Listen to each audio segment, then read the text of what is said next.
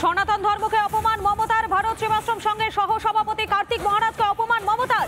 কার্তিক মহারাজকে অশান্তির ঘটনায় দাগিয়ে দেওয়ার চেষ্টা মুখ্যমন্ত্রীর বক্তব্যের তীব্র নিন্দা প্রধানমন্ত্রী নরেন্দ্র মোদীর। 18ই মে শনিবার সেখানে আরামবাগে গিয়ে মমতা বন্দ্যোপাধ্যায় তিনি ঠিক কি বলেছিলেন একবার শোনাই আপনাদের। সাধু তো সমান হয় না, সব স্বজন সমান হয় না। আমাদের মধ্যেও কি আমরা সবাই সমান না? এই যে বহরমপুরের একজন মহারাজ আছেন, আমি শুনেছি অনেক দিন ধরে, কার্তিক মহারাজ। ভারত সেবা সংঘকে আমি খুব শ্রদ্ধা করতাম, কিন্তু যে লোকটা বলে আমি তৃণমূল কংগ্রেসকে এজেন্ট বসতে দেবো না, সে লোকটাকে আমি সাধু বলে মনে করি না। তার কারণ তিনি ডাইরেক্ট পলিটিক্স করে দেশটা সর্বনাশ করছেন। এখানেই থেমে থাকেননি তৃণমূল সুপ্রিমো মমতা বন্দ্যোপাধ্যায়। এরপর আবারও 20 মে সোমবার তিনি আবারও আক্রমণ করেন, তিনি আবারও কটাক্ষ করেন এবং এই বিষয় নিয়ে আমাদের প্রতিনিধি ভাস্কর তিনি কথা বলেছিলেন কার্তিক মহারাজের সঙ্গে। ঠিক কি প্রতিক্রিয়া রিপাবলিক বাংলা এক্সক্লুসিভলি তিনি ঠিক কি জানিয়েছেন একবার শোনাই আপনাদের।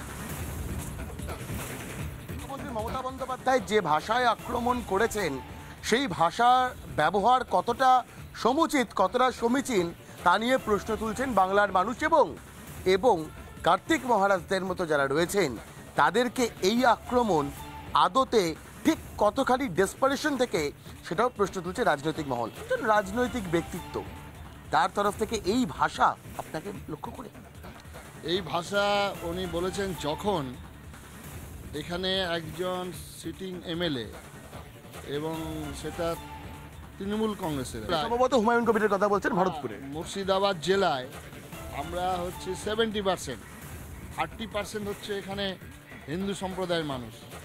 আমরা যে কোনো সময় 2 ঘন্টার মধ্যে কেটে গঙ্গায় ভাসিয়ে দেব। তার পরিপ্রেক্ষিতেই আমি বহরমপুরে প্রতিবাদ সভা করি। আমি সেই প্রতিবাদ সভায় বক্তব্য রাখি এবং বহরমপুরে হাজার হাজার মানুষ সেই প্রতিবাদ সভায় যোগদান করে। তার পরবর্তীকালে ঘটনাটা এই ঘটছে। সেটা তিনি ভাবলেন যে এই প্রতিবাদ সভার ফলে তিনি ভোটের ব্যাপারটা একটা ওনার চিন্তায় এসেছেন, উনি বলেছেন। কিন্তু আমি কার্তিক মহারাজ, আমি ভারত সেবাশ্রম সংঘের সন্ন্যাসী, আমি হিন্দু সন্ন্যাসী। আমার সংস্কৃতি, আমার ধর্ম, আমার সমাজ এর স্বার্থে আমি সমস্ত মানুষের কাছে চাই। এই যে আমাদের দিকে বিল্ডিং দেখছেন, হ্যাঁ এই বিল্ডিং সব ছাত্ররা থাকে, আদিবাসী ছাত্র থাকে। এই যে বিল্ডিং দেখছেন অবৈতনিক আশ্রম, হ্যাঁ আদিবাসী ছাত্র, আদিবাসী যারা আদিবাসী ছাত্ররা থাকে। এই যে বিল্ডিং দেখছেন, এই বিল্ডিং ওই আদিবাসী ডাইনিং হল, খাওয়ার। আচ্ছা বলছি এই সমস্ত জায়গা থেকেই নাকি আপনারা এই রেজিনগরে দাঙ্গা বাঁধান, অশান্তি সৃষ্টি করেন? এটা একদম, আমি রেজিনগরে যখন ঘটনা ঘটছে তখন আমি নিজেই ছিলাম ঔরঙ্গাবাদের বাসন্তী পুজো, রামনবমী, এবং রামনবমীর মিছিলের সঙ্গে আমার কোনো রেজিনগরের যে এমএলএ আছেন রবিউল ইসলাম চৌধুরী, তার সঙ্গে সম্পর্ক, তাকে জিজ্ঞাসা করার। তারপরে সর্বোপরি হচ্ছে আমাদের এসপি, যিনি পুলিশ সুপারিনটেন্ডেন্ট অফ পুলিশ আছেন, হ্যাঁ, তো তার কাছে জিজ্ঞাসা করলেই তাই পুলিশের রিপোর্ট। আমার এখানে যে আইসি আছেন মমতা বন্দ্যোপাধ্যায় বলছেন আমি না জেনে মন্তব্য করি না, সম্পূর্ণ মিথ্যা। উনি কি বলেছেন সেটা উনি জানেন, তার জন্য আমি আইনানুগের আশ্রয় নিয়েছি। কারণ এটা তো শুধু আমার কোনো না, ভারত সেবাশ্রম সঙ্গে সন্ন্যাসী হিসাবে আমি যেটা বলিনি, যে কাজটা করিনি, উনি বলছেন, তার জন্য আইনি ব্যবস্থা হচ্ছে। উনি তার উত্তর দেবেন এবং এখানে যারা পুলিশ অফিসার আছেন তাদের কাছে রিপোর্ট নিলেই পাবেন যে কার্তিক মহারাজ কী ধরনের মানুষ, তিনি কি কাজ করেন। আইনি নোটিশ পাঠানো হয়েছে আইনজীবীর তরফ থেকে মমতা বন্দ্যোপাধ্যায়ের কাছে।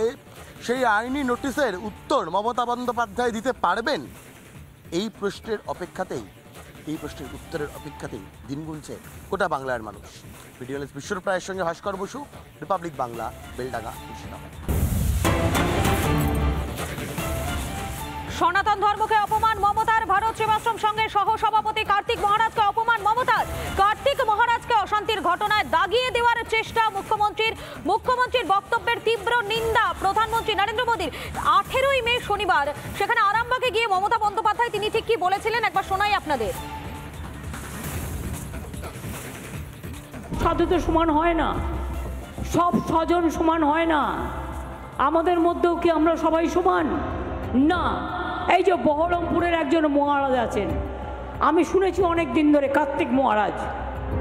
ভারত সেবা সংঘকে আমি খুব শ্রদ্ধা করতাম, কিন্তু যে লোকটা বলে আমি তৃণমূল কংগ্রেসকে এজেন্ট বসতে দেবো না, সে লোকটাকে আমি সাধু বলে মনে করি না। তার কারণ তিনি ডাইরেক্ট পলিটিক্স করে দেশটার সর্বনাশ করছেন। এখানেই থেমে থাকেননি তৃণমূল সুপ্রিমো মমতা বন্দ্যোপাধ্যায়। এরপর আবারও 20 মে সোমবার তিনি আবারও আক্রমণ করেন, তিনি আবারও কটাক্ষ করেন এবং এই বিষয় নিয়ে আমাদের প্রতিনিধি ভাস্কর তিনি কথা বলেছিলেন কার্তিক মহারাজের সঙ্গে। ঠিক কি প্রতিক্রিয়া, রিপাবলিক বাংলা এক্সক্লুসিভলি তিনি ঠিক কি জানিয়েছেন একবার শোনাই আপনাদের। মুখ্যমন্ত্রী মমতা বন্দ্যোপাধ্যায় যে ভাষায় আক্রমণ করেছেন সেই ভাষার ব্যবহার কতটা সমুচিত কতটা সমীচীন তা নিয়ে প্রশ্ন তুলছেন বাংলার মানুষ এবং কার্তিক মহারাজদের মতো যারা রয়েছেন তাদেরকে এই আক্রমণ আদতে ঠিক কতখানি ডেসপারেশন থেকে সেটাও প্রশ্ন তুলছে রাজনৈতিক মহল। একজন রাজনৈতিক ব্যক্তিত্ব তার তরফ থেকে এই ভাষা আপনাকে লক্ষ্য করে এই ভাষা উনি বলেছেন যখন এখানে একজন সিটিং এমএলএ এবং সেটা তৃণমূল কংগ্রেসের, সম্ভবত হুমায়ুন কবিরের কথা বলছেন ভরতপুরে। মুর্শিদাবাদ জেলায় আমরা হচ্ছে 70%, 30% হচ্ছে এখানে হিন্দু সম্প্রদায়ের মানুষ। আমরা যে কোনো সময় 2 ঘন্টার মধ্যে কেটে গঙ্গায় ভাসিয়ে দেব। তার পরিপ্রেক্ষিতেই আমি বহরমপুরে প্রতিবাদ সভা করি। আমি সেই প্রতিবাদ সভায় বক্তব্য রাখি এবং বহরমপুরে হাজার হাজার মানুষ সেই প্রতিবাদ সভায় যোগদান করে। তার পরের পরবর্তীকালে ঘটনাটা এই ঘটছে। সেটা তিনি ভাবলেন যে এই প্রতিবাদ সভার ফলে তিনি ভোটের ব্যাপারটা একটা ওনার চিন্তায় এসেছেন, উনি বলেছেন।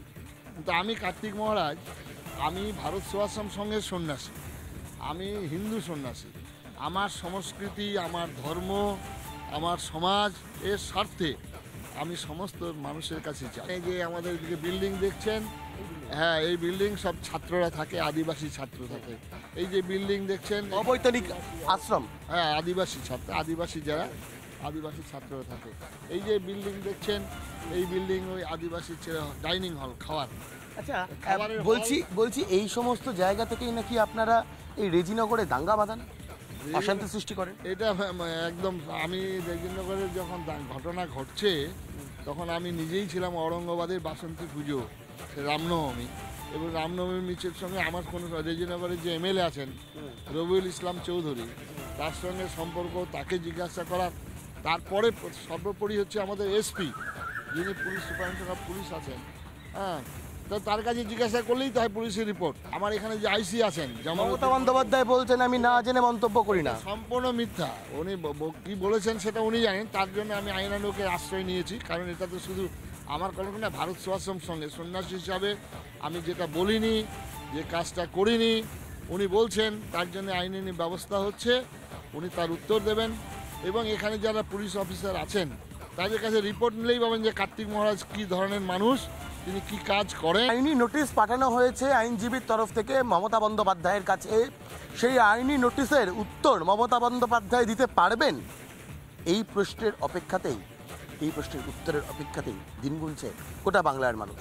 ভিডিও বিশ্বর প্রায়ের সঙ্গে ভাস্কর বসু, রিপাবলিক বাংলা, বেলডাঙ্গা, মুর্শিদাবাদ।